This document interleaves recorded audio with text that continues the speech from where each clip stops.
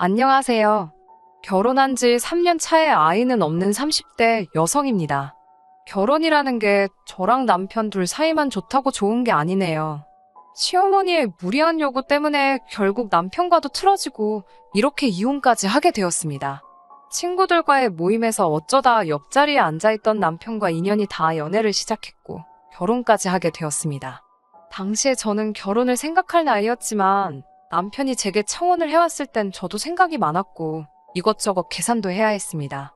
제 벌이가 좋았던 건 아니지만 남편이 다니고 있는 회사는 아주 작은 규모의 회사였고 월급이 저보다 좋은 편이 아니었거든요. 그나마 남편이 저보다 나았던 건 그래도 비슷한 시기에 회사 생활을 시작했지만 저보다 적은 월급임에도 불구하고 모아놓은 돈이 많았다는 겁니다. 장기적으로 본다면 당장 모아놓은 액수가 그렇게 중요한 문제는 아니겠지만 금전 감각이 투철한 것 또한 장점이 아니겠냐며 좋은 게 좋은 거라고 그 장점 하나만 믿고 결혼까지 결심하게 되었습니다. 하지만 돈이라는 게 살아보니 정말 무시할 게 못 되더라고요. 결혼 이야기가 본격적으로 오고 가면서 양가 식구들에게도 서로를 소개하게 되었습니다. 저희 친정 아버지는 공직에서 근무하고 계셨고 저희 어머니는 평생을 전업주부로 지내셨습니다. 경제적으로 평범한 중산층 집안이지요. 공직에 근무하시는 아버지의 연금 덕분에 두 분의 노후는 준비가 다 된 거나 마찬가지인 셈이었어요. 저희 부모님은 제 결혼 상대에 다른 건 필요 없고 항상 두 가지만 강조하셨습니다. 하나는 무슨 일이 있어도 제 편에 서줘야 한다는 것. 그리고 두 번째는 어른들의 노후 준비가 끝나 있어야 한다는 것이었습니다. 남편이 저희 집에 처음 인사드리러 온 그날에도 친정아버지께서는 그 두 가지를 가장 먼저 물어보셨어요. 남편은 씩씩한 목소리로 당연하다는 대답을 했고 저희 부모님도 그 모습을 보고 이후에는 더 크게 묻거나 따지지 않으시고 결혼을 허락해 주셨습니다. 하지만 실상은 달랐어요. 남편은 결혼 승낙을 위해 거짓말을 했던 거나 마찬가지죠. 그게 진실이 아니었다는 건 결혼식을 올린 뒤에도 한참이 지나서야 알게 되었습니다. 제 편을 들어주겠다는 말이 사실일지언정 시부모님의 노후는 사실 하나도 준비되어 있지 않은 상황이었어요. 남편에게 다른 것도 아니고 당신 부모님의 일인데 어떻게 모를 수가 있었느냐 따졌는데 자기는 죽어도 모른다고 오리발을 내미니 그 부분이 진실인지 거짓인지는 솔직히 저도 모르겠습니다. 시부모님의 노후도 노후지만 가장 큰 문제였던 건 남편보다 3살 어린 신우였어요. 제가 볼 땐 시부모님의 노후 자금이 턱없이 부족한 데는 아직도 자리 잡지 못한 신우가 가장 이유가 컸던 것 같습니다. 어려서는 헤어 디자이너가 되겠다며 미용학원을 다니다가 갑자기 대학교에 들어가서는 대학교도 끝마치지 않고 승무원이 되겠다고 다시 또 학원을 등록했대요. 그런데 그것도 얼마 안 가 포기하고 역시 사람은 기술을 배워야 한다고 하면서 네일아트를 배우다가 결국 그것마저도 얼마 안 가 다시 그만뒀다고 합니다. 그러다가 또 다시 대학교에 들어가서는 졸업까지 하고서 곧장 공무원을 하겠다며 몇 년째 고시생 생활을 하고 있다고 합니다. 그런데도 시부모님은 신우를 우리 집 공주님이라고 이뻐하시면서 지원이란 지원은 아끼지 않으셨다고 합니다. 고시원 생활 비좁고 궁상하자 어떻게 하냐며 고시촌 근처에 있는 자취방까지 구해주셨고 아직도 신우 뒷바라지를 하고 계시고 있답니다. 부모가 자식을 아낀다는데 제가 거기에 나서서 이래라 저래라 할 문제는 아니니 신경 쓰지 않으려고 애썼습니다. 그런데 결국 그게 저한테 부메랑이 돼서 돌아올 줄은 상상도 못했네요. 처음에 시댁에 인사를 드리러 갔던 날 시부모님께서 집을 해주시겠다고 하셨습니다. 저희도 거절할 이유가 없었기에 감사하다고 했어요. 그런데 며칠 지나지도 않아서 말을 바로 바꾸셨어요. 집을 해주기로 한 돈이 급하게 쓰여야 할 곳이 있다고 하시며 일단 어느 정도만 보태줄 테니 전세를 알아보라고 하셨죠. 그것도 감지덕지인 상황이니 아무런 말도 안 하고 넘어갔는데 또 얼마 뒤에는 아무래도 돈이 장기간 묶이게 될 것 같다고 둘이 모아놓은 돈으로 형편이 되는 곳에 일단 집을 구하라고 하시더라고요. 묶인 돈이 풀리게 되면 그때 돼서 곧바로 지원을 해주시겠다면서요. 그때는 저도 적잖이 실망을 했습니다. 남편도 저를 볼 면목이 없다고 미안해했었지만 애초에 남편과 제가 결혼을 약속했을 때 시댁에서 집을 해준다는 건 생각지도 못한 일이었고 둘만의 힘으로 시작하자고 이야기를 나눴었기에 해준다고 호언장담하던 집을 못 해준다는 통보를 받았더라도 그것 때문에 결혼을 엎어야 한다는 생각은 하지 않았습니다. 그런데 또 알고 보니까 그때 집을 해주신다던 건 시부모님이 현재 살고 계시는 집을 담보로 대출을 받아 집을 구해주신다고 말씀하시던 거였네요. 저희한테 그런 말을 하시기 전에 직접 알아보셨던 것도 아니고 요즘은 다들 그렇게 한다더라 하는 말을 어디선가 듣고 상황도 자세히 모른 채 하신 말이었던 거예요. 시부모님 두 분 다 따로 일을 하시는 분들이 아니었기에 아마 그 돈을 받았다면 대출금은 저희가 갚고 있어야 했을 수도 있는 일이었어요. 거기에 막상 대출을 받으려고 해도 현재 살고 계신 그 집에도 대출이 있는 상황이라 추가적으로 더 대출을 받을 수 있는 금액이 신혼집을 구해주실 정도로 많은 금액은 아니었습니다. 아마 추가로 받는 대출이 저희에게 두 번째 말한 집값의 일부를 내어주겠다고 하신 말씀이셨겠지요. 그런데 대출받은 그 돈마저도 공무원 준비하던 신우가 이번에는 무슨 사업을 하기로 했다고 해서 그마저도 다시 신우에게 돌아가게 된 거고요.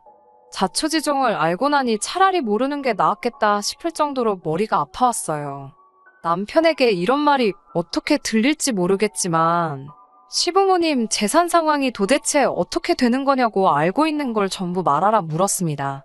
그러자 남편도 자기도 이 정도일 줄은 몰랐다면서 보아하니 신우 뒷바라지하면서 지금 빚이 좀 있으신 것 같다고 하더라고요. 결혼 전에 나한테 한 이야기랑은 달라도 너무 다른 것 아니냐고 했더니 남편은 아무 말도 못하고 고개만 숙이고 있었어요.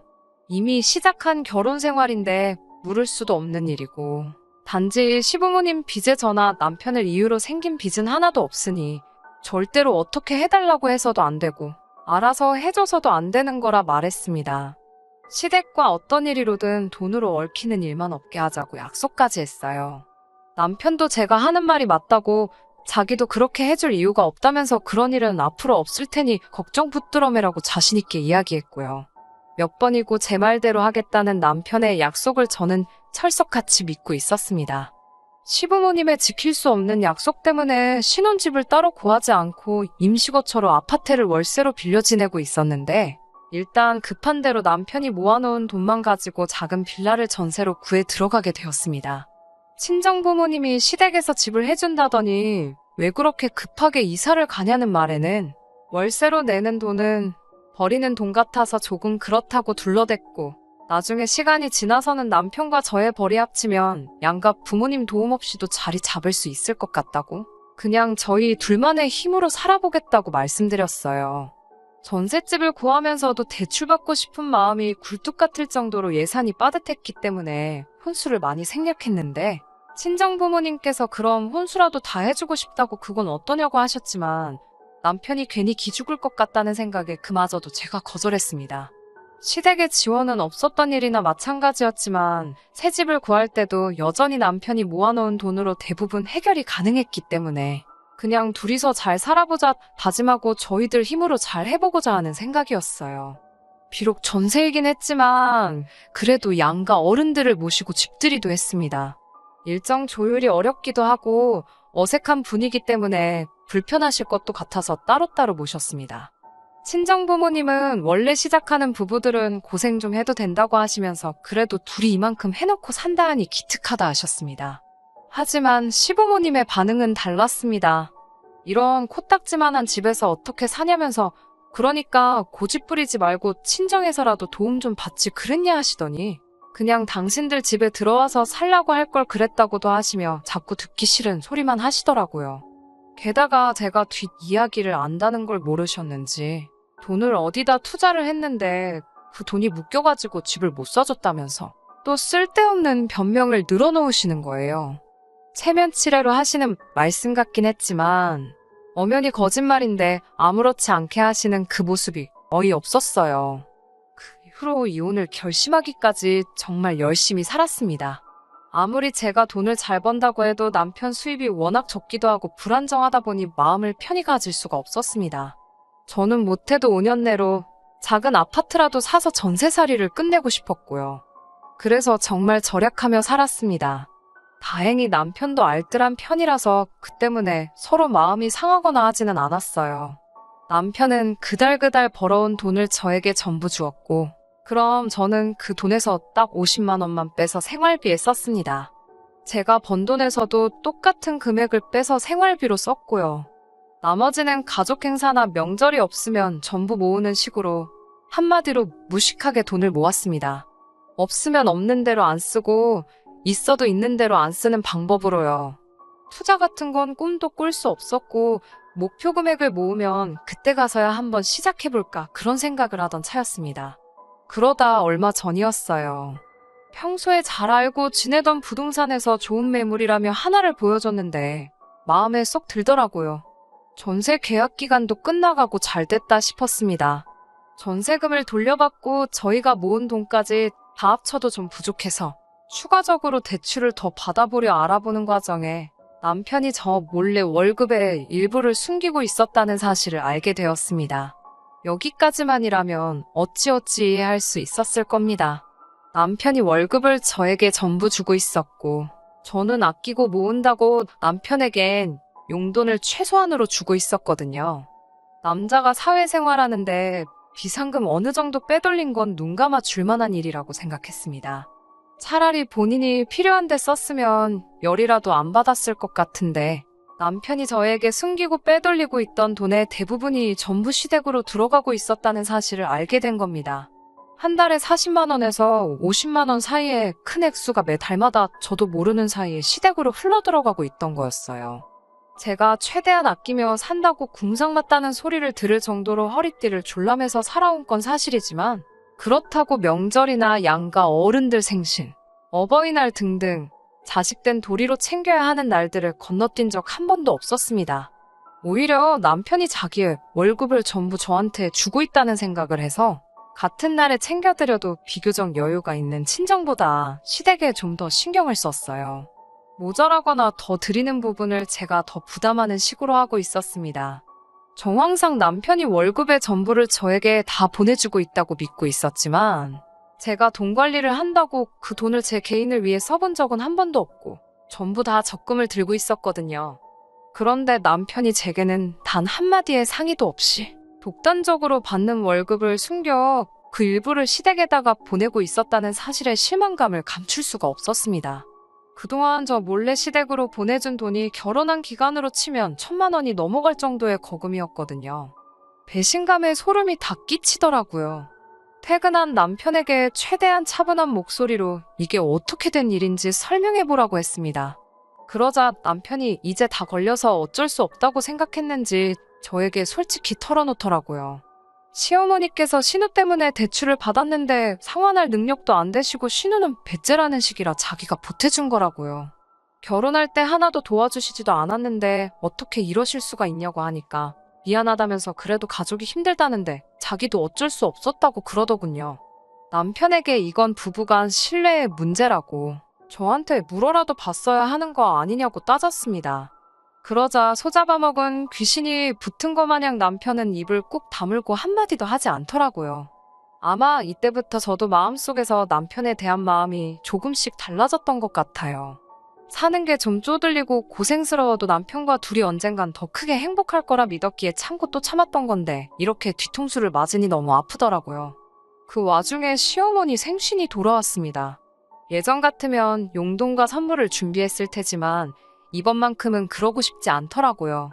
치사하게 들으실 수도 있지만 제 나름대로 남편이 저 몰래 시댁에 보낸 그 1,000만 원에서 얼마씩 제하려고 계산을 했던 거예요. 어차피 시댁에 들어갈 돈이었다고 최대한 좋게 넘어가 보려고 한 거였습니다. 시댁에 도착했는데 제 손에 아무것도 들려있지 않으니 딱 봐도 시어머니가 실망한 게 보였습니다만 아무것도 모르는 척 했습니다. 남편은 제가 언제 터질지 모른다는 생각을 했는지 시댁인데도 좌불안석 안절부절이더군요. 시어머니와 대화를 나누던 중에 새 집으로 이사를 간다고 들었는데 그 짧은 시간에 돈을 그렇게나 많이 모았냐고 물어보시더라고요. 지키지도 못할 말 해서 인생 계획을 미루게 만든 장본인이 누군데 뻔뻔하게도 그런 소리가 나오나 싶었지만 꾹꾹 눌러 참으며 모은 돈만으로는 부족해서 대출을 알아보고 있다는 대답을 했습니다. 저는 거기서 오히려 저희에게 조금 미안한 감정이라도 느꼈으면 하는 마음이었어요. 그런데 시어머니는 그러냐고 그러면 이왕 대출 받는 거 조금 넉넉하게 받으면 어떻겠냐고 물어보셨어요.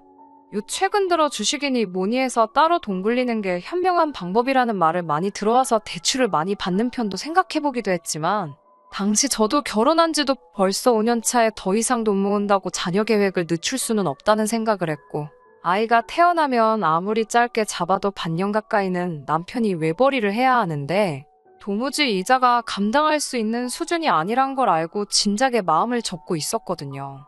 다른 대답은 하지 않고 대출은 최소한으로 받으려고 생각 중이라고만 대답했습니다.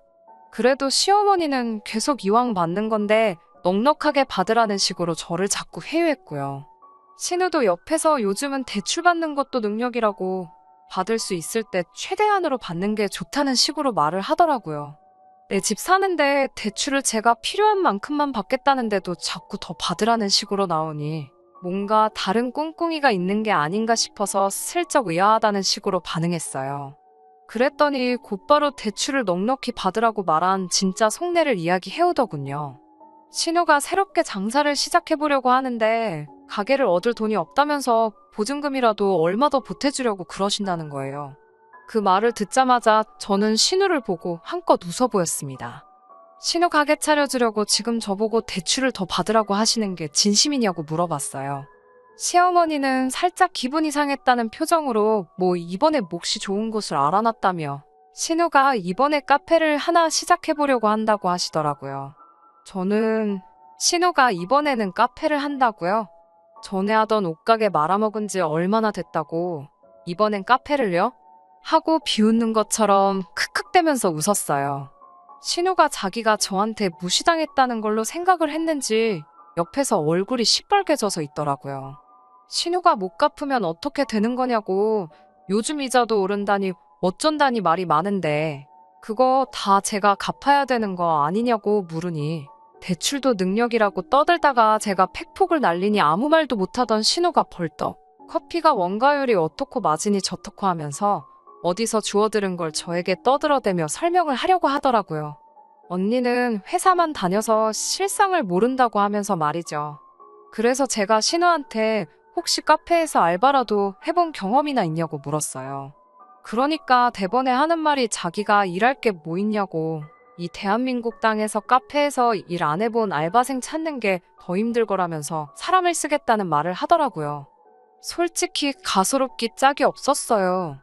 자기가 죽기 살기로 배워서 바닥부터 한다고 저한테 사정을 해도 해줄 생각이 전혀 안 들 정도로 신우라는 인간 자체의 신뢰도가 바닥인 상황인데 그런 것도 모르고 관련된 일 한번 안 해보고 사람 써서 앉아서 쉽게 돈 벌려는 생각을 하니 다른 건 몰라도 신우가 사람 되기는 글렀다는 생각이 들었습니다. 그리고 그 신우를 싸고 도는 시부모님에겐 더 이상 노후 준비는 없고 이런 식으로 매번 신우에게 등골이 빨아먹힐 거라는 생각도 들더군요. 솔직히 시부모님과 신우의 부탁을 거절하는데 미안한 마음조차 들지가 않았어요.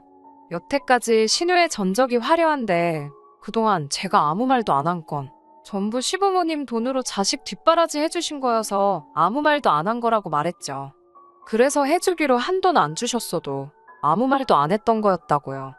그런데 그동안 남편에게서 소액이지만 매달 신우가 말아먹은 사업 문제로 돈을 받아왔고 그것 또한 좋게 넘어가려고 하고 있는데 제가 제 이름으로 대출까지 받아 신우에게 줘야 되냐고 그렇게는 못하겠다고 딱 잘라 대답했습니다. 그러니 시어머니는 저보고 그놈의 돈밖에 모른다고 화를 내시더라고요. 우리 아들이 벌어오는 돈 전부 다 가져다가 쓰면서 힘든 가족 위해서 도와주는 게 그렇게 어렵냐고 하시더라고요. 어머님한테 아들이 벌어오는 돈이 얼만지나 아시냐며 그마저도 한동안 그 돈 뜯어먹고 계시지 않았냐고 한마디 했어요. 신우는 분위기 파악도 못하고 이번에는 진짜들 사업이라면서 저에게 자꾸 할 생각도 없는 투자를 강요하더군요. 오히려 저한테 어차피 언니 돈도 아니지 않냐며 빌릴 수 있을 때 좀 더 빌려달라고 하는 건데 뭐가 그렇게 어려워서 자기 돈인 것 마냥 유세냐는 식으로 말을 하더라고요. 너는 그게 문제라고 네가 스스로 벌어놓은 돈이 하나도 없고 남이 돈 쓰는 게 당연하다 생각하니 동기한 줄 모르는 거 아니겠냐 한마디 했습니다. 여태까지 너가 날려먹은 것만 생각해도 너네 부모는 노후가 끝나고 너네 오빠는 신혼집 번듯하게 갖고 시작했을 거라고. 제발 정신 좀 차리고 똑바로 살라고 한마디 했어요. 시부모님은 신우한테 팩폭 날리는 저를 보고 당연히 신우 편을 들며 저를 욕했죠. 이게 감히 어디서 함부로 입을 놀리냐며 당장 신우한테 사과하라고 성하더라고요. 가족이 필요할 때 도와주는 게 마치 어디서 잘하고 있는 애 길을 꺾고 있냐면서요. 어차피 가족의 일원이 되고 싶은 마음도 없었지만 이런 식으로 남의 도움 필요할 때마다 가족 취급 받으며 원하는 대로 해줘야 하는 거라면 그냥 오늘부로 가족 안 하겠다고 말하고 시댁에서 나왔습니다. 주차장까지 쫓아나온 남편이 아무리 그래도 그렇지 네 말이 너무 심했다고 다시 그 집구석으로 들어가 자기 가족들한테 또다시 사과하랍니다. 솔직히 그때 저를 붙잡고 가족들이 절에서 미안하다 사과하는 신용이라도 보여줬다면 믿음이라도 갔을 텐데 그 말을 듣자마자 정말 마음속에 가늘게나마 남아있던 신뢰의 끈이 끊어져 버렸어요. 뭐 이런 일로 이혼까지 가냐고 하실 분들도 있지만 저는 참을 만큼 참았던 것 같아요. 더 어이없던 건 저는 어떻게든 저와 남편의 재산이 증식한 데 있어서 제가 기여한 바를 인정받아 이혼 시에 재산 분할을 받아내려던 계획이었는데 남편 쪽에서 먼저 집값과 예금의 일부를 떼어줄 테니 이혼해달라고 먼저 연락이 왔어요. 기어이 신우 카페를 차려주기 위해 급한 자금 조달을 위해서 이혼 조건을 먼저 가지고 나온 거였어요. 집 정리에다가 그 돈 가지고 신우 가게 차려줄 계획이었나 봅니다. 그래서 저는 아무런 어려움 없이 재산의 40%를 나눠 갖게 되었습니다. 여태까지 함께 해온 시간값이라고 하기에는 터무니없이 부족한 금액이지만 괜찮아요. 이젠 더 이상 더러운 꼴 참아가며 살 이유가 없어진 거나 다름없으니까요. 제가 나서지 않아도 신우는 또 한 번 실패의 쓴맛을 알게 될 테고 온 시댁 식구의 돈을 갈아 넣은 사업은 다시 망하게 될 게 안 봐도 뻔합니다. 이렇게 먼발치서 아무것도 안 하고 그 집구석이 망하는 걸 지켜보고만 있는 것도 충분히 좋은 복수라고 생각하네요. 이겨낼 아픔조차 없어요. 온 가족들 돈 그렇게 영끌에다가 얼마 안 가서 저렇게 온 가족 데리고 나라까지 떨어질 그 집구석을 생각하니 벌써부터 속이 후련하네요. 대체 신우에 뭘 믿고 그렇게 돈을 들이 부을 수가 있는 걸까요? 정말 가족의 정 그것 하나 때문이라면 정이라는 건 정말 무서운 것 같습니다. 손살처럼 빠르게 흘러간 세월은 되돌릴 수 없겠지만 지금이야말로 더 새롭고 행복한 미래를 위해 나아가야겠어요. 끝까지 들어주셔서 감사합니다. 오늘의 사연은 여기까지입니다. 구독과 좋아요, 알람 설정 부탁드리고 더 좋은 사연으로 다시 찾아뵙겠습니다. 감사합니다.